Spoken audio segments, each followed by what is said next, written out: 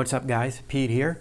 Today's video is going to be my 1-year review on the You Need a Budget software. I'm going to be talking about what I like about the software, what I don't like about the software, but ultimately you're going to be learning about why I chose YNAB for all of my budgeting needs.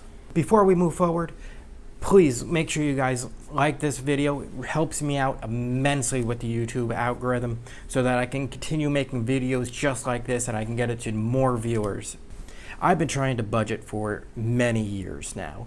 I've tried everything from pens to paper, Excel spreadsheets, to different free softwares like Mint, but I've really never found one that I've been able to follow and create an accurate budget with.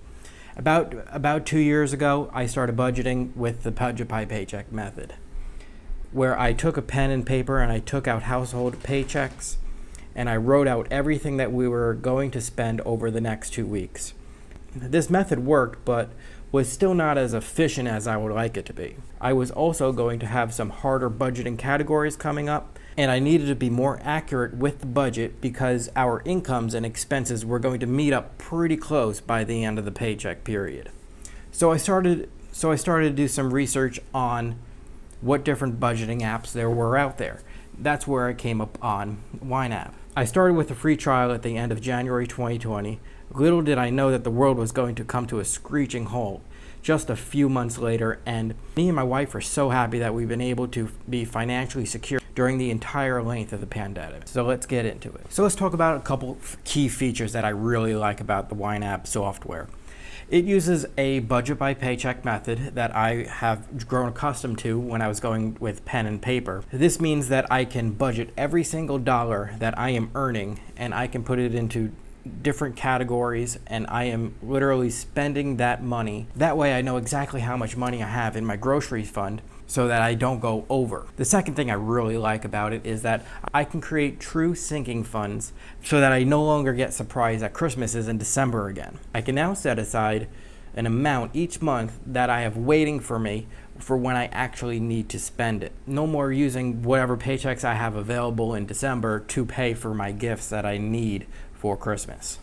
The third thing that I really like about You Need a Budget is that the mobile and the desktop versions are very visual appealing. They just look great, and they were always consistently improving the design to help making budgeting easier and more fun to use. Plus, dark mode lets me budget in bed. That way I don't have to wake up my wife. The fourth thing that I really like about the YNAB software is that the reports on the desktop version let me be a budget geek all day long. And finally, the fifth thing that I am really enjoying is that it is so easy to use when it comes to entering your transactions. Entering transactions is super easy. Even when you're using the direct imports, it's even easier. You can enter them from your mobile devices. You can go to the desktop version. You can do it right on your phone. It is really, really easy and convenient to use. And there you have it. So those are 5 things that I really like about YNAB.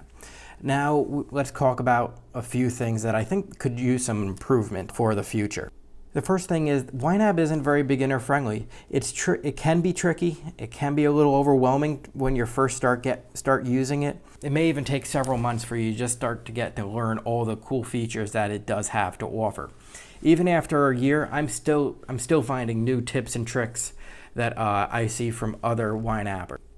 The next thing I wish that they would improve on is that there is no real set guideline on how to pay off debt within the software. It does help you manage your debt better than most softwares do.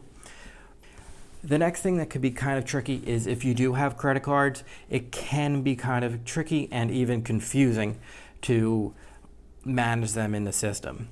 The system works great at preventing you from overspending on credit cards, but the understanding the mechanics of the way they use credit card payments will just give you an instant headache. And finally, the fourth thing that I wish that they would improve on in the mobile version of YNAB is that I wish they would incorporate some more of the reports that we see on the actual desktop version. We see this on many other budgeting apps, even a simple pie chart that calculates all of your spending categories. I know I'm being just a little bit picky on this one, but I do really like to track my progress. And it really helps me stay motivated to budgeting.